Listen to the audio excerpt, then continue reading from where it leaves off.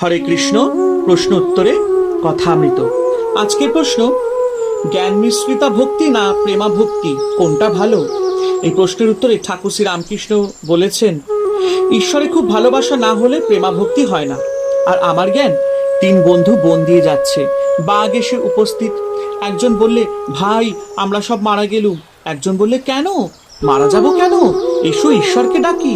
আর একজন বললে, না তাকে আর কষ্ট দিয়ে কি হবে, এসো এই গাছে উঠে পড়ি।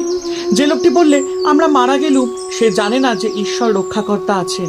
যে বললে এসো আমরা ঈশ্বরকে ডাকি, সে জ্ঞানী, তার বোধ আছে যে ঈশ্বর সৃষ্টি স্থিতি প্রলয় সব করছেন। আর যে বললে তাকে কষ্ট দিয়ে কি হবে, এসো গাছে উঠি, তার ভিতরে প্রেম জন্মেছে, ভালোবাসা জন্মেছে।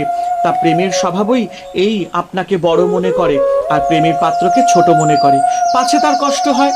কেবল এই ইচ্ছা যে যাকে সে ভালোবাসে তার পায়ে কাঁটাটি পর্যন্ত না ফোটে। এই প্রেমা ভক্তিতে 2টি জিনিস আছে, অহংতা আর মমতা। যশোদা ভাবতেন, আমি না দেখলে গোপালকে কে দেখবে, তাহলে গোপালের অসুখ হবে।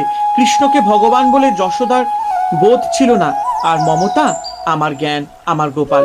উদ্ধব বলে, মা তোমার কৃষ্ণ সাক্ষাৎ ভগবান, তিনি জগৎ চিন্তামণি, তিনি সামান্য নন। যশোদা বললে, ওরে তোদের চিন্তামণি নয়, আমার গোপাল কেমন আছে জিজ্ঞাসা করছি, চিন্তামণি না, আমার গোপাল। গোপীদের কি নিষ্ঠা! মথুরায় দাড়িকে অনেক কাকতি মিনতি করে সভায় ঢুকলো।